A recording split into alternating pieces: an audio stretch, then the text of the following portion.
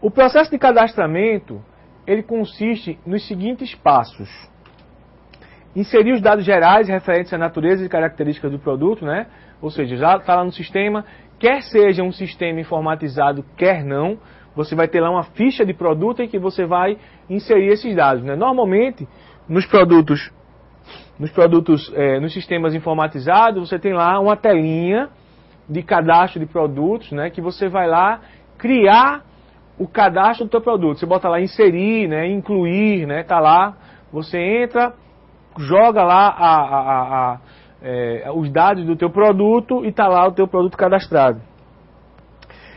Depois que você cadastra, né, os produtos, você vai situá-los em grupos e subgrupos. A gente vai ver no próximo assunto agora, daqui a pouco, do que consiste isso. Mas nada mais é do que para simplificar a organização, né? Simplificar a tomada de decisões. Gente, eu sou professor de logística, né? Mas uma das coisas que eu mais dou valor, de uma maneira geral, é uma coisa chamada informação. Né? Para mim, a informação é o sangue, né, que corre nas veias de qualquer empresa.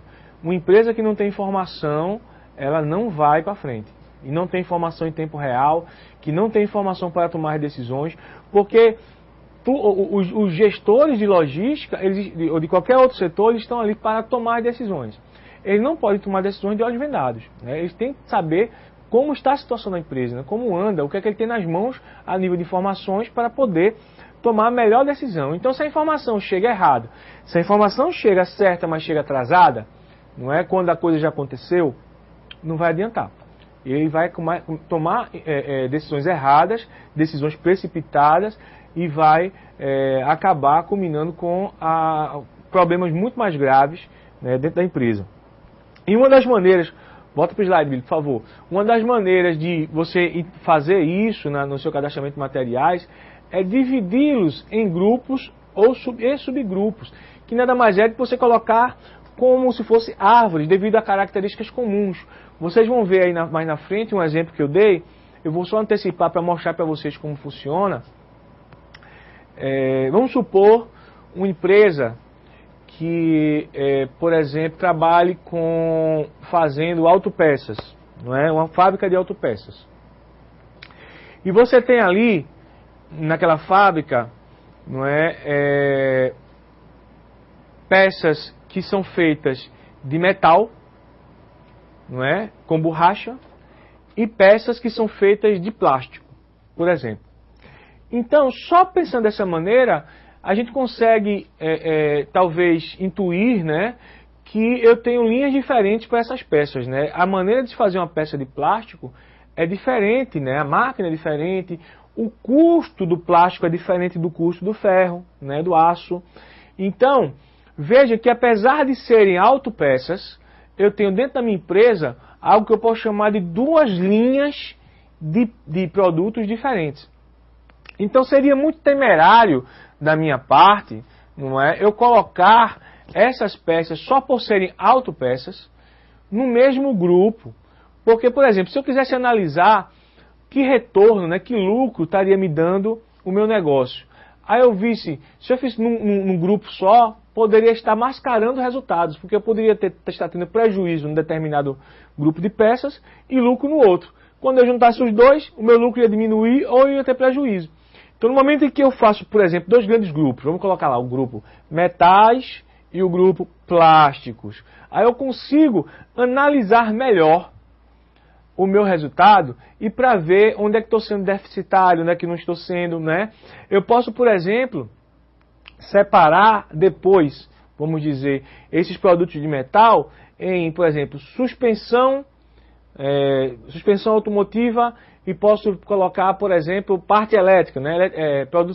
Componentes elétricos, porque ali eu vou ter que diferenciar. Será que tá certo, interessante para mim botar tudo num grupo só? Talvez não. Então eu posso ter ali um grande grupo metais e dois subgrupos, componentes elétricos e suspensão, por exemplo, né? Então, veja que isso vai me permitir, além de outras coisas, até organizar melhor o meu armazém, organizar melhor o meu almoxarifado, porque, desculpa, eu vou ter condições de definir melhor aonde eu vou colocar. Olha, eu coloco tudo que for suspensão aqui, eu coloco tudo que for componente elétrico aqui, eu coloco tudo que for plástico do outro lado.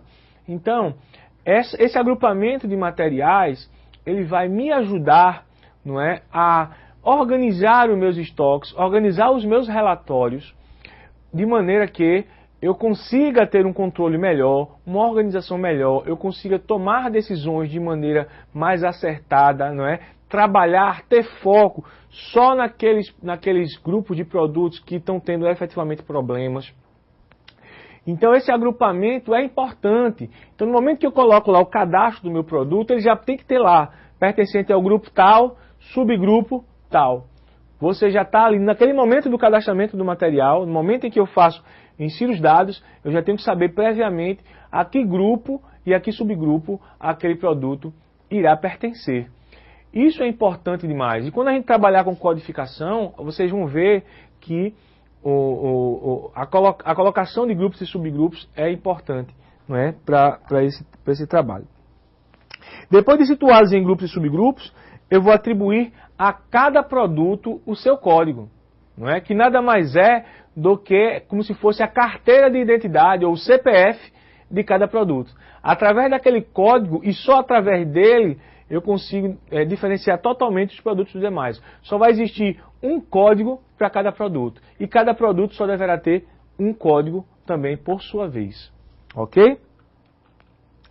Então, a gente vai passar agora a mostrar algumas regras, não é, de cadastramento, de que maneira, algumas normas, e aí eu volto a falar, né, gente, isso não é uma receita de bolo, nem é a verdade universal. Eu estou colocando aqui sugestões, aquilo que os autores dos livros de logística, eles conseguem, eles sugerem para que se faça um cadastramento. Não é? Isso não quer dizer que se for cadastrado diferente disso, num padrão diferente, esteja errado. Agora eu volto a falar, tem que existir uma padronização. Sem padronização é que está errado. Sem padronização é que não pode. Ok? Então vamos lá. Primeira regra. O nome do material deve ser sempre escrito na língua portuguesa. Pode parecer estranho ou pode parecer óbvio, mas isso deveria acontecer. Existem algumas palavras que foram aportuguesadas, né? Que não existem até digamos assim, termos em português equivalentes.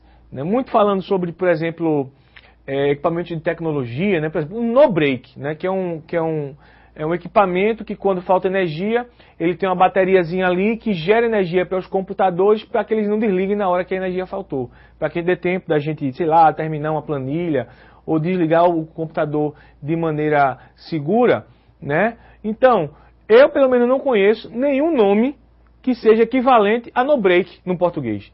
Então, se eu tiver que cadastrar esse produto, eu vou cadastrar como no-break, infelizmente. Mas eu não posso pegar, por exemplo, um produto que tem um nome, não é?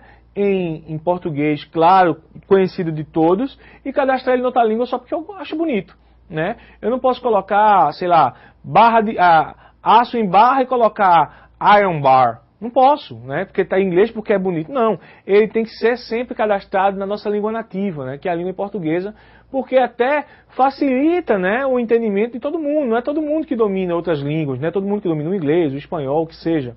Então, se não existe domínio por parte de todo mundo e um cadastramento é algo que vai ser utilizado por todos os funcionários da empresa, ele tem que ser realmente escrito na língua mãe, né, da gente, na nossa língua matriz, que é a língua portuguesa. A denominação deverá ser sempre no singular, não é? Eu não vou ter que colocar lá, não posso colocar lá a denominação no plural. Eu não vou dizer no breaks, né? Ou também não vou dizer biscoitos, né? Sei lá, biscoitos Vitarella, digamos assim. Biscoito, né? Sempre no singular. Sempre no singular, porque senão você vai ocorrer, não vai estar padronizado e não é coerente você colocar um produto. Você vai dizer assim, eu vendi um biscoitos, você não vai dizer isso, né? Então a gente tem que começar a padronizar. Então a denominação sempre no singular. O cadastramento deverá ser feito priorizando a natureza do material e não a sua apresentação. Né? Como o exemplo diz aí, bobina de cobre está errado. Seria cobre, que é o material, em bobina, ou bobina, cobre e bobina, aço barra, por exemplo, entendeu? Nunca se colocar a maneira que ele é apresentado antes do próprio material. A prioridade sempre de aparecer é do material em si, não é? Eu não vou dizer assim, saco de parafuso. Vou colocar parafuso e posso dizer saco. Parafuso, saco, parafuso em saco.